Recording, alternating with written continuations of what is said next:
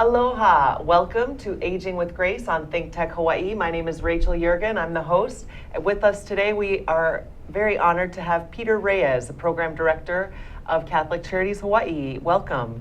Thank you. Thank you for having me on your show. My pleasure. Such an amazing organization that you work for, and they do such great work, and so there's just so much to get into on this episode. But I first would like to start out just finding out a little bit about you and what brought you to Catcholic Charities. Well, I was in the Army, and I've been with the agency for over 21 years. I just got out and thought that this would be an organization to start out with, and I wasn't planning to stay here long, but after 21 years, I'm still here, and that says a lot about the organization, and a very good one. And I'm really pleased to work for Catcholic Charities Hawaii. That's great. So you said 21 years. That's 21 a years. long time. So how did it start your journey with Catcholic Charities? How did you first start after you got out of the military? Actually, professionally, I think I literally grew up with Catcholic Charities Hawaii. I started out as an intake worker, and then started doing van driving, and then after driving, I became the transportation supervisor for our transportation program for senior services, and then I became program director. All that time doing that, I was actually going to school at Hawaii Pacific University and got my bachelor's in business administration there. Incredible. So you were a student full-time or part-time? Student part-time and working full-time. Wow, Yes. That's a heavy load. That's Yes. great. Well, it probably helped that you enjoyed what you did. Oh yes, Yeah? it really does. Enjoy what you do. That's great. So when you first started with Catcholic Charities, did you have any ideas of what kinds of work that you wanted to do with them, or did they you just naturally flowed to your different positions? Like, it seems to me a bit of a jump from transportation to intake, so I wonder how that happened. Well, one of the things that Catcholic Charities is good at in terms of the folks that I've worked with in the past is looking at what we're good at, what our strengths are, and sort of help us to sort of stir us in the right direction career-wise with the agency. And so that's basically what happened. I just progressed into the ranks based on experience and what I was interested in. I love working with the seniors, and so I naturally took that path.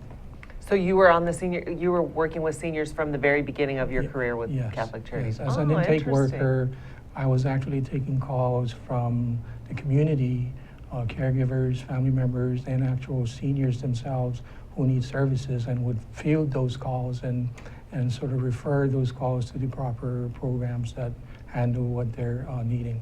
Nice. So you chose to work with the elderly, or did you kind of just put it out there and they said, how about this, and then you ended up loving it? Or? Well, at one point in my career, I had to make the decision to really think about what part of Catcholic Charities Hawaii I would be interested in, and I chose the elderly. The organization has been around for a long time. Catcholic Charities Hawaii, in 2017, we're going to celebrate our 70th anniversary. So we've been around for a long time. The agency opened its doors for the first time in 1947 with the Marino nuns, and so we've been in existence. We've changed our names several times.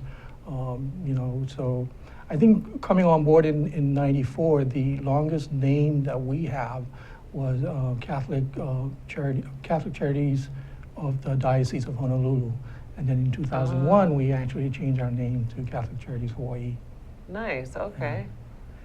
So what other divisions are there under Catcholic Charities? We have umbrella?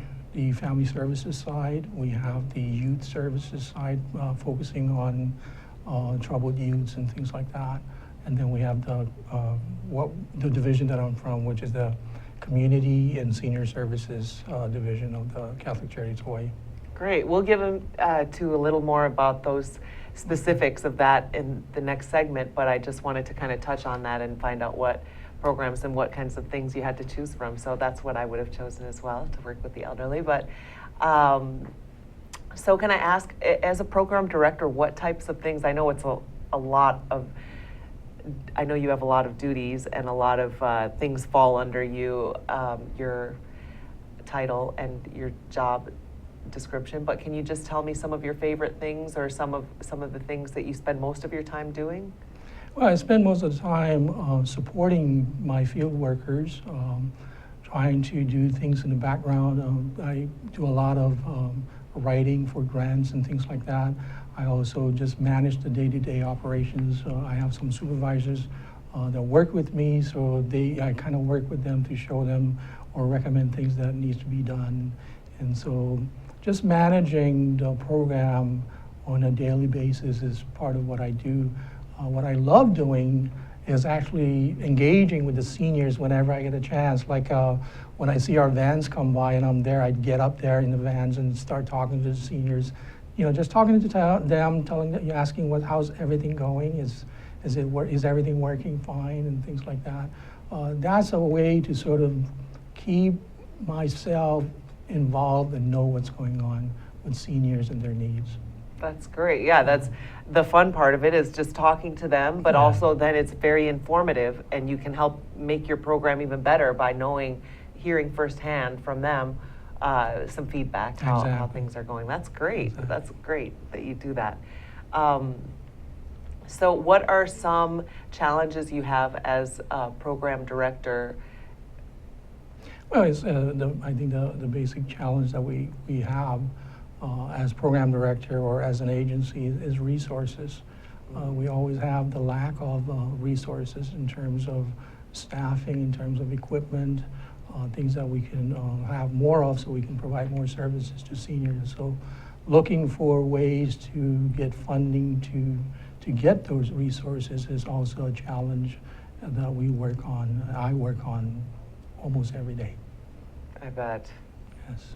I can imagine. So in your position, do you work with other program directors? Is there some sort of group?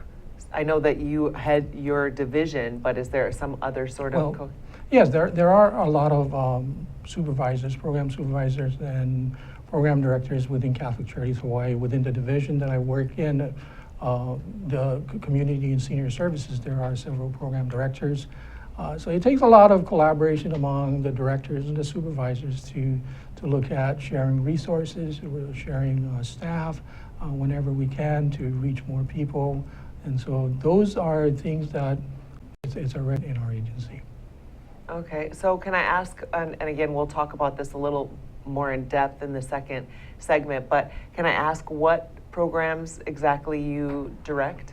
I oversee or manage the transportation services program. That's one of the largest one that I oversee.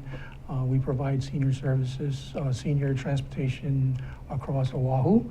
I also manage what we call our service unit, the paraprofessional services, where we provide friendly visiting and escort services to seniors who are mostly frail and homebound. I also provide management over what we call our medication management program.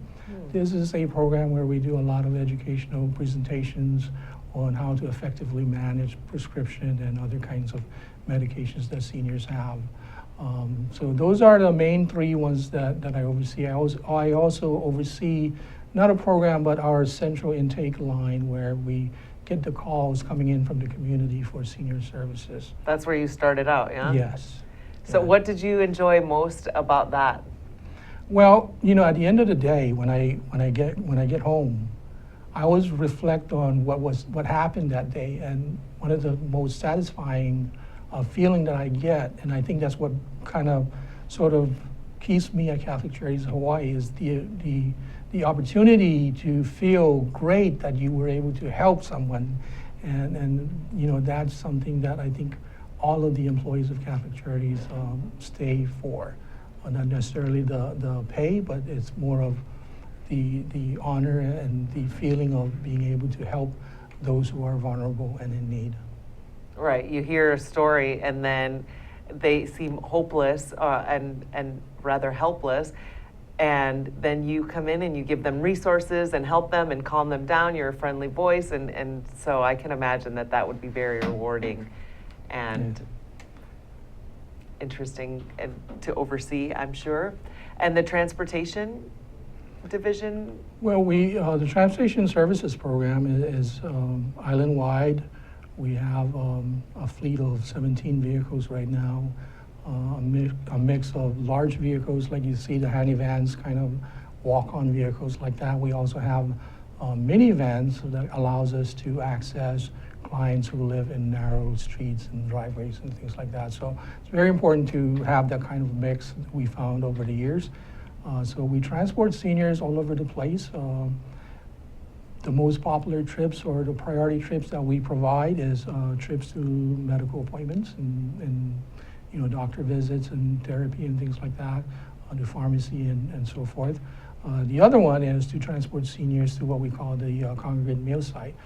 There are meal sites operated by other service providers within the Elderly Services Network all over the island of Oahu, and people are leaving. Seniors are going from their homes to the senior meal sites and then back to home, and that's what we provide. So those are the two primary trips that we provide, and then we also provide other trips whenever there is opening within our services that we can do, trips to places like the beauty salon, do grocery shopping. That's one of our most demanded trip is to the grocery stores to get groceries.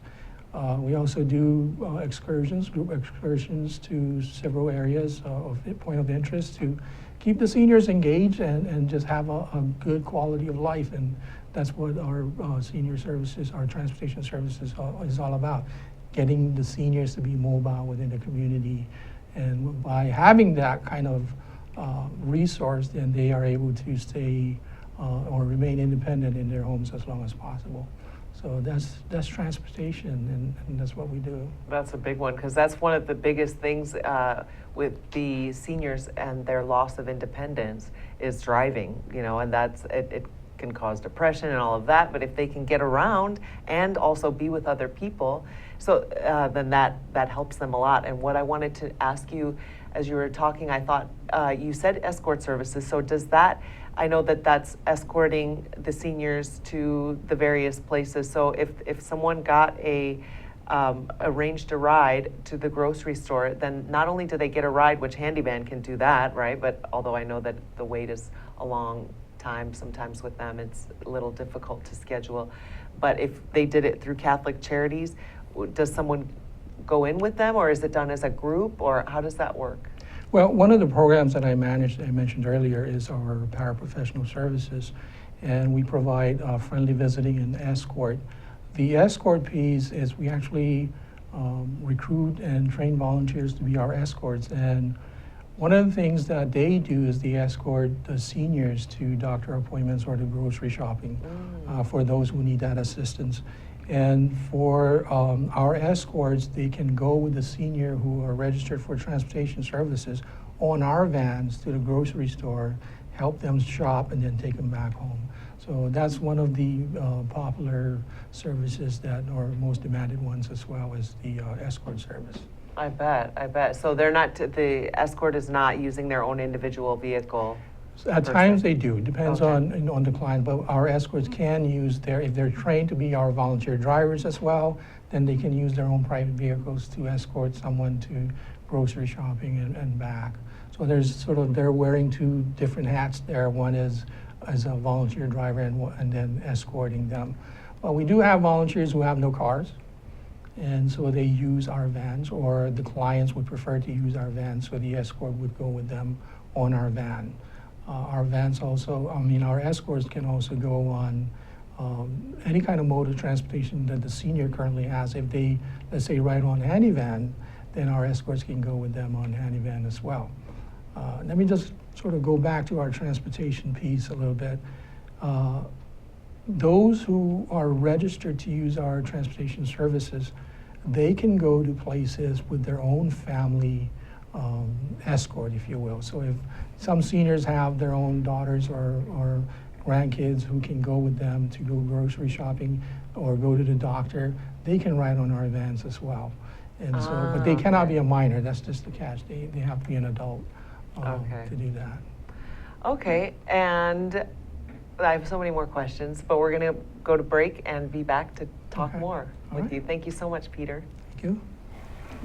Aloha, my Awesome, name we is have a Kaui minute. Lucas. I'm the host of Hawaii is My Mainland, here every Friday You did great. on You're doing ThinkTech great. Hawaii at Thank 3 you. p.m. Thank you so much. I invite person- people who are doing interesting and inspiring things in our community to help us keep it local and keep it real.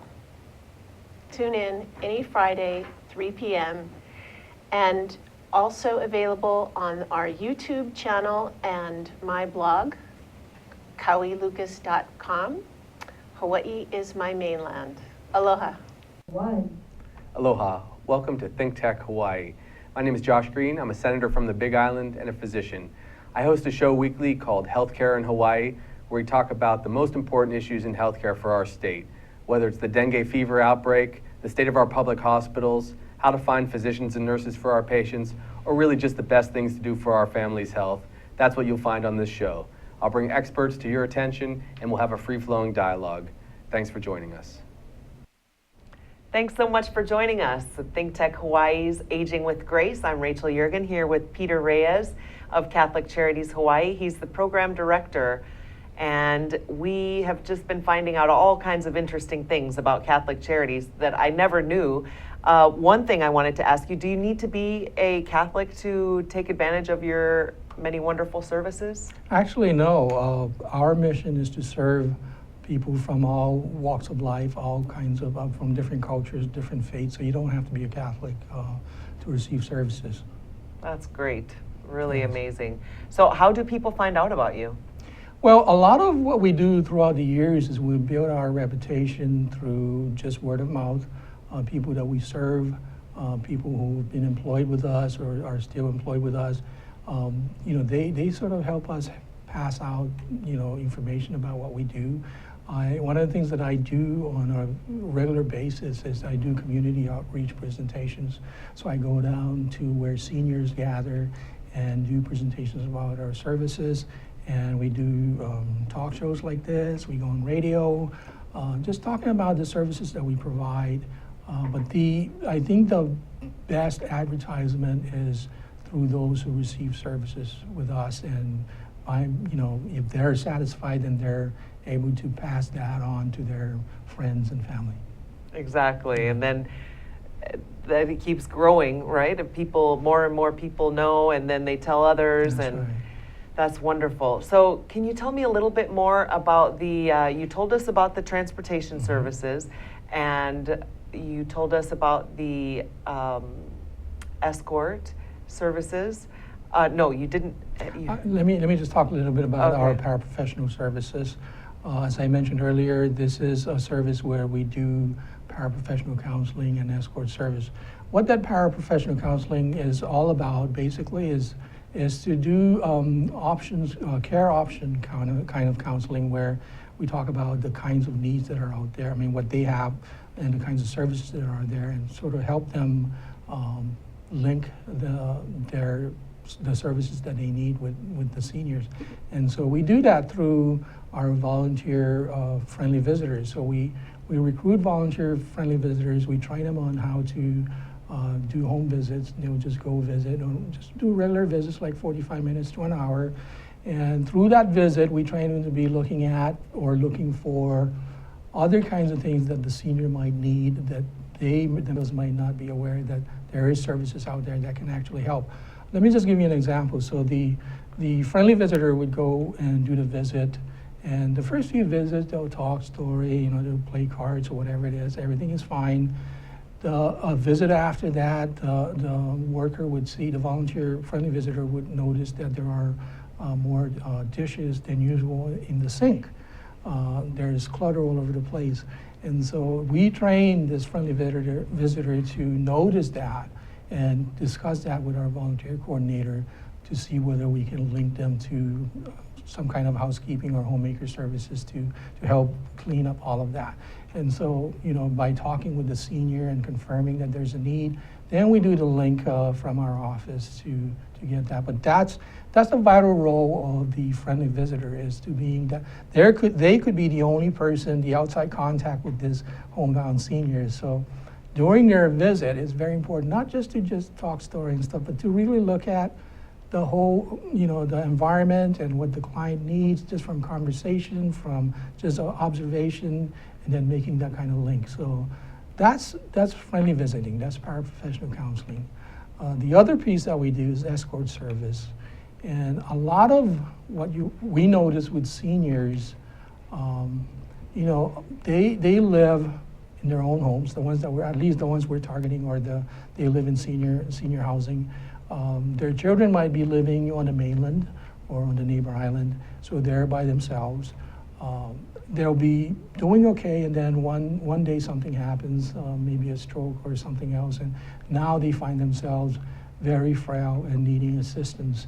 And so, needing someone to just hold on to their arms when they go to the doctor, or someone to push the cart for them when they do the shopping. And this is where the escort comes in. This volunteer escort, we train them to be sensitive to the seniors' needs. They talk about what kinds of things that they want to do together, and they'll escort them to the grocery store, they'll escort them to the doctor. Maybe on the way back, they might stop and have lunch somewhere, so they develop that friendship there as well. So one of the things that I always stress when I go out and do the community presentations, I always ask for or recruit volunteers. So if you're available and you're strong enough, you're healthy enough, consider being one of our friendly visitors or escorts, because it's really in need. Seniors can really use the help. It's true, because I know that a lot of focus is on health, and that's great, and I know we'll get to that, because I think that's another division that you run is medicine, Yeah, prescription. yeah. Yeah, so it is very important for seniors to have regular doctor's visits and take their medication, the proper dosage. However, I think that the psychosocial and psychological, mental, emotional sort of components are not as there's not as much attention focused on them generally, yes? So that's why it's even more special that your agency does not only have this as a division, but you train your people so well to even look for other things while they're doing their first job, which is just to keep them company, and which is such an important part. So you're making such a huge difference in those ways, supporting them. And because they're, of course, as you know, if you're not feeling good, then your health deteriorates and everything else deteriorates. You don't feel like doing the dishes, but if you're expecting someone, you kind of, it gives you a little extra pep in your step if you're not used to, having company and stuff like that. So it's such a great program. I'm really impressed that you have that. But I would also like to find out about the medication program that you have. Well, that's our medication management program. Several years ago in 2007, we were approached by the Department of Health to see whether we can do a pilot project on effective medication management education. And so we've been doing that program to today. One of the issues that I think the Department of Health kind of noticed is that looking at data from the ER visits and urgent care clinics, they noticed that there's a lot of visits from seniors that are related to complications, health complications related to medication. Maybe side effects of those causes them to fall, so they're at the ER on that.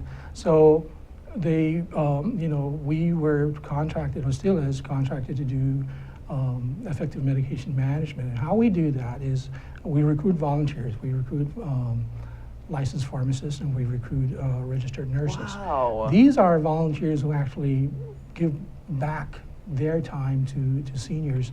And what we do is we go out in the community, like I do my community outreach presentations. We go where seniors gather, and we coordinate with the site coordinators there to set up a date and time where we go out and we do presentations about how do you effectively manage your medication.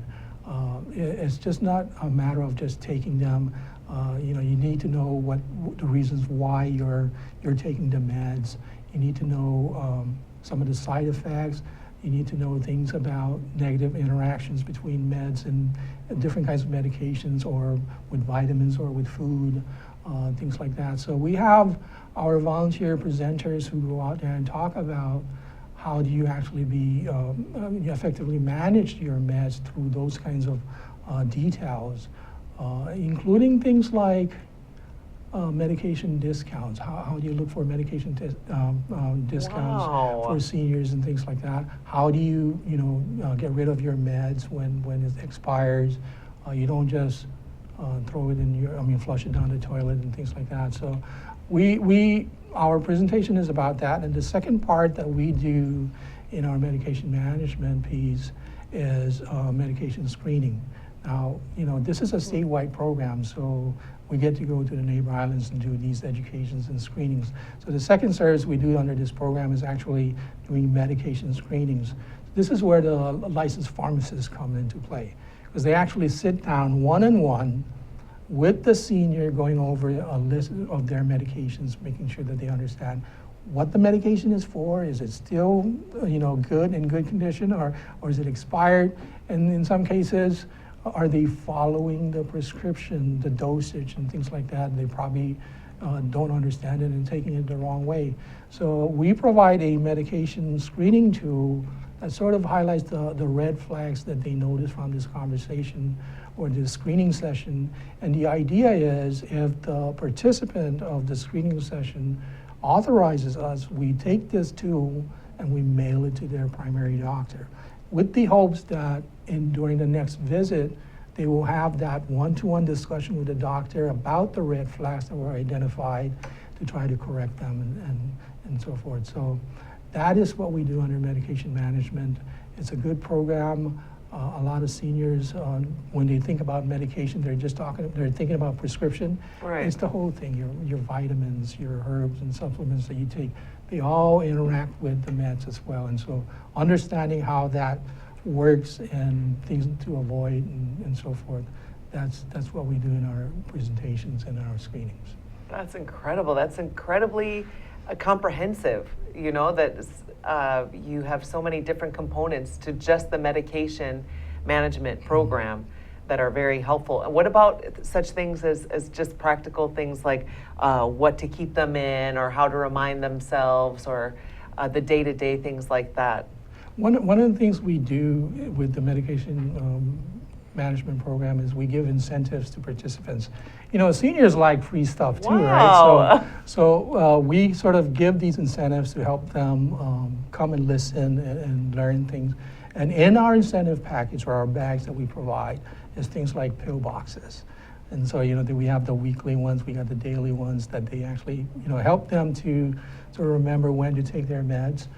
We have little things like notepads that they can write in, the questions that they might have to or want to ask their doctors that they will remember to ask when they go to visit. All kinds of other little good stuff. We have, we partner with the AARP folks, and they give us the Medication Made Easy booklet, which we base our presentation information from. So we have these booklets in there as well. We have things like medication records, where they can put make a list of all the different meds that they're taking and who's prescribed them and all of that, so that they can carry it with them whenever they go to doctor visits and whatnot. A piece of what we do in the medication management we also cover is, what do seniors need to know when they travel? When they go to international, other nations out there in the world. What kinds of things they need to consider. Do they have to order more supplies of meds when they go, so that in case something happens, they'll have a good supply of that as well. So all of that is covered in our presentation about medication management. Wow, Yeah. I'm really impressed. So where do you have these, and how often? How do you get the word out? Well, most of the time, through other organizations, through other service providers, they hear about our medication management and they make the referrals. People can call us at 527-4777. That's our intake number, 527-4777. 527-4777? Right. Okay. 4777. And they can ask for any of the services that I talked about. If they want medication management presentations, we'll be glad to set it up and go out and do presentation to their group. Great. Thanks so much. I look forward to hearing more. Last segment. Thanks so much again. Yeah. Hi, I'm Ethan Allen. I'm the host of Likeable Science on ThinkTech Hawaii. We talk about why people should like science, why science is actually fun, how science is a dynamic and vital part of everyone's life, why everyone, every man, woman, and child on the planet should really know science, should love science, should be familiar with science. So it's a great show. People come on here and have interesting conversations with us. They tell us why they do what they do, why they love it, why we should love it too. I hope you'll join us every Friday, 1 to 2 p.m. And of course, you can see it anytime on YouTube. Aloha. Aloha! How you doing?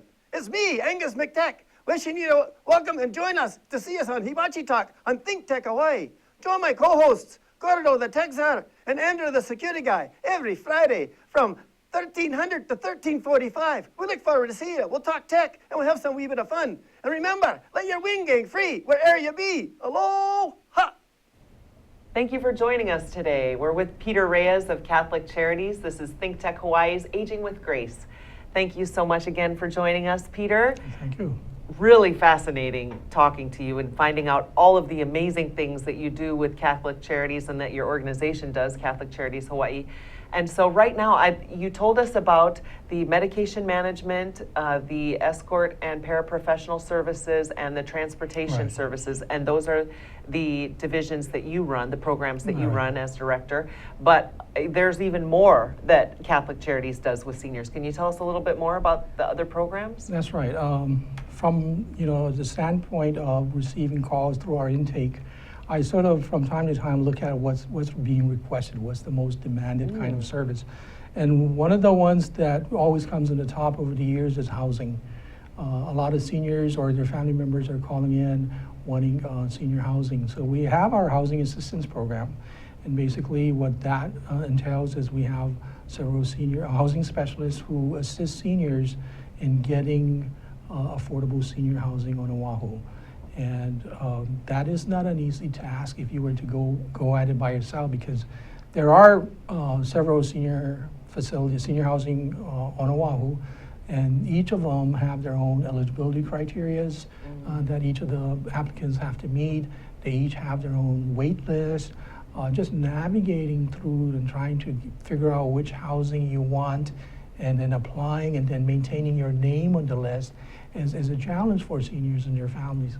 So we have our housing assistance program. So the senior housing specialist would help, first of all, gather information about the senior, what they want and things like that, and they will help go out and apply for, on behalf of the senior, the various housing facilities that are out there, and then help them maintain their names on the wait list until they get housing. And so this is a program that's always needed. The good thing now is that currently, I understand that this program does not have a wait list. Over the years, they used to have a long wait list. So we've been able to, build on or sort of work on the wait list, so we don't have any wait list. Wow, if seniors call now, they're probably going to be helped right away to get their names on the wait list and things like that. So I encourage folks to apply if they're looking for affordable senior housing. The only sad thing about senior housing is the demand is always there, but the supply is always, is still short. I think we need to look at, more opportunities to get more senior housing up and running. That's our housing assistance program. The other program that we have is our Lanakila Multipurpose Senior Center. I have to say something about senior centers that over the years that I've, through observation, that I think really is a plus for seniors is I see the members of our senior center coming in and they stay for many, many years. And they are able, through the senior center, they are able to be engaged mentally and physically, and so their involvement and their connectivity with other friends, that social environment that they have is very beneficial for the senior. And so I encourage seniors who may be watching that if they haven't been to a senior center, take the time to take the tour of not just ours. There are several senior centers that are out there. We have our transportation vans that transport seniors to the senior center as well, those who need transportation. So basically, if you live within the area, you can come and take a tour. They have various activities going on, various classes going on at the senior center. They do a lot of group activities. We have clubs, senior clubs like the Okinawan Club, the Japanese Club, that they actually go out as a group. They go out to other nursing homes and entertain them, sing and dance and things like that. Very fun, and it's beneficial for not just the residents of the nursing home, but also for our seniors, getting them active and have a purpose and just having fun, dancing and things like that, entertaining. And again, our vans transport them to the nursing facility and back. So there's a lot of clubs within the senior center. I think my favorite one I mentioned earlier is the lunch club. This is where we have a group that actually just go out and have lunch at restaurants where they haven't tried before.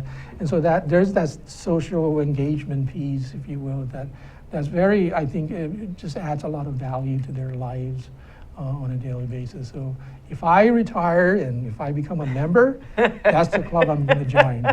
So there's various clubs for you to join, and that's yes. just one? That's one. And the interesting part is, let's say the Okinawan Club. You don't have to be Okinawan to join that club. No okay? kidding. So you can join different clubs. So wow. I strongly recommend people to try it out. Come down and see our Lanakila Multipurpose Senior Center. Yeah, that sounds like a lot of fun. And so within the senior center, you also then have lots of different programs for them to join in the senior center, so they can be a part of different groups, or they can just go there and play cards, have lunch, talk to friends. And there's a lot of classes that are being offered, different kinds of activities that are going on. We also bring in folks from different organizations to come in and do things like blood pressure checks, eye exams, things that seniors can use while they're there that's going to be useful. So we have those kinds of health kind of activities that are going on as well. So how are they situated? How does that work? Is there one per area kind of? Well, our senior center is a facility right on Lanakila Avenue, Oh, okay. and it's a good sized facility. The senior clubs have different days that they come in, and we have different clubs coming in at various times throughout the week. I believe there is either one Saturday or 2 Saturdays in a month that the center is open, so other clubs come in on Saturdays as well. Okay, and it's always at Lanakila. It's always at Lanakila. Nice, great. Yeah. So you mentioned earlier that you were talking about some of the programs that you have, and you said if you become a senior, that's what you want to do. So what other kinds of things do you think programs would you like to see or do you think, is there any, sounds like you've probably filled all the needs that I can think of, but are there any programs that if Catholic Charities was given an unlimited amount of funds that you think, where would they put it? What kinds of things, what are some needs that are perhaps? Well, one of the, throughout the years, we've gained some programs and we've lost some programs because of funding issues and whatnot. One of the programs that we used to have, unfortunately we had to close, is the respite services. And if I have the funds, I probably would revive that program.